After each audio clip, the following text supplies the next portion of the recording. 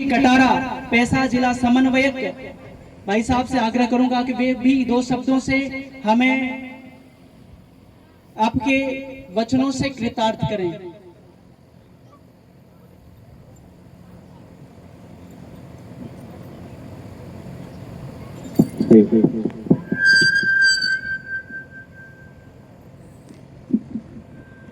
बोलिए भारत माता की। आवाज थोड़ी सी धीमी है।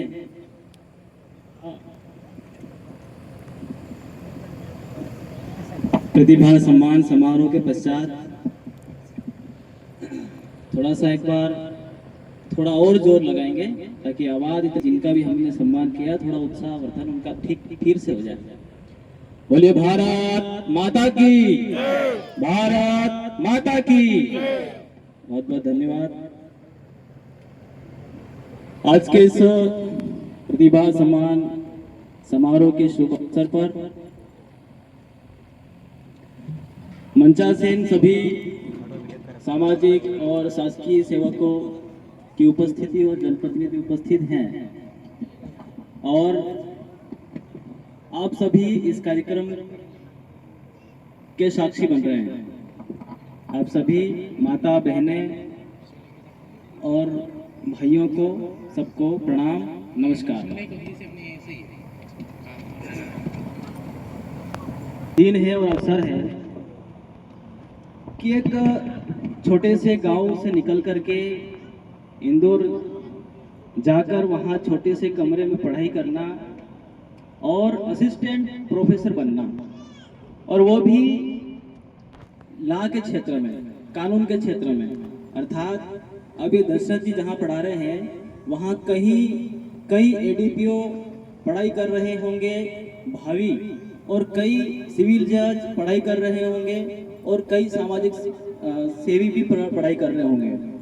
अब इनकी पढ़ाई करने के उपरांत जहाँ से ये महान विभूतियाँ निकलेगी और वो ये काम गढ़ने का काम करेंगे दशरथ जी। तो कहाँ गए सब? उनको भी यहाँ। तो निश्चित ही ये सब लोग हमारे अपने समाज के गौरव हैं और हमें खुशी है कि ऐसा पूरे पेटलावद में पहला ऐसा कार्यक्रम होगा जो एक शासकीय सेवा पे जाकर के इस प्रकार का कार्यक्रम आयोजित किया हो। तो कहते हैं कि विद्या जो है, विदेशेषु धनम विद्या व्यसनेषु धनम मति परलोके धर्म धर्मः शीलम सर्वत्र वै धनम। आप यदि विदेश में भी जाओगे तो जो धन है वह विद्या है। आप यदि संकट के समय कहीं फंसे हुए हैं तो वहां आपका कोई हर समस्या का समाधान कर सकते हैं। यदि आप मृत्यु के बाद अगर परलोक जाओगे तो वहां धनम धर्म, आपने कितना पुण्य किया वह आपका धन है। और शीलम सर्वत्र वै धनम, आप जो अपना चरित्र है, अपना जो विनम्रता है, वह तो हर जगह वास्तविक धन है ही सही। तो मनुष्य का जो चरित्र है और जो विनम्र है उससे जीवन में बहुत सफलताएं प्राप्त की जा सकती है। जब मैं इंदौर गया और दशरथ जी एक छोटे से कमरे में पढ़ाई कर रहे थे तो मुझे ऐसा लगा कि कितनी संघर्ष कर रहे, एक छोटे से कमरे में पढ़ाई कर रहे थे। जब 2020-21 में मैं गया था, जब सेवा भारती का पूर्णकालिक था, उस वक्त में प्रवास के दौरान रूप सिंह जी भाई साहब से इनका लंबे समय संपर्क, लंबे समय से वो इनको मार्गदर्शन देते आ रहे हैं और अनेकों का मार्गदर्शन रहा ही सही।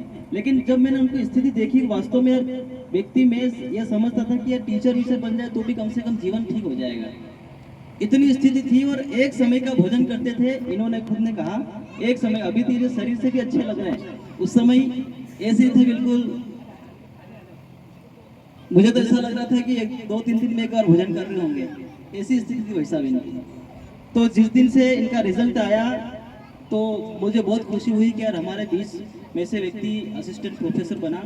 और इन्हें 2-3 दिन बाद मेरे को फोन लगाया तो पेटलाद में जब बैठ के हमने चर्चा करी तो इनको बहुत सारी बातें, उनसे बात भी हुई, डिस्कस भी हुई। लेकिन मेरा ऐसा मानना है कि शासकीय सेवा में जाना ठीक है, अपना परिवार ठीक हो सकता है, अपना घर अच्छा चल सकता है, लेकिन अपने जैसे और कई परिवार में वंचित बच्चे हैं जिनको सही मार्गदर्शन देने की जरूरत है और वो भविष्य में उनका जो रास्ता है वो ठीक मिले, ये काम करेंगे। और अभी जितने भी जिनको भी सम्मान किया आदरणीय दशरथ जी ने, तो ये भावना यही है कि आप और हम मिल करके क्या कर सकते हैं। एक बहाना रखा कि भाई इस कार्यक्रम के नाते आप और हम सब एक जगह मिल करके और एक दूसरों का जो प्रेम है, विश्वास है और जो उम्मीदें हैं वो बढ़ा सकते हैं और समाज को नई दिशा कैसे दे सकते हैं, ये कार्यक्रम इस ओर भी एक दिशा तय करेगा। साथियों, एक बात ये भी है कि कोई पढ़ लिख कर बहुत बड़ा अधिकारी बन जाता है, लेकिन अपने ही घर में जिनको सही दिशा नहीं मिलती है उसकी ओर क्या कोई ध्यान देता नहीं है, कोई भी नहीं देता है।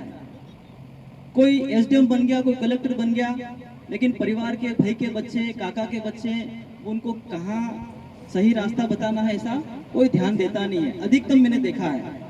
लेकिन जो भी यहाँ आए हैं आज और जिनका भी सम्मान किया है, जो समक्ष बैठे हैं सब लोग, ये सबसे अधिक प्रयास करें और इस बात की ओर ध्यान रखें कि आने वाली पीढ़ी भी इस रास्ते पर चले। आपको ध्यान होगा कि 2023 में वर्ग 3 के टीचर बने।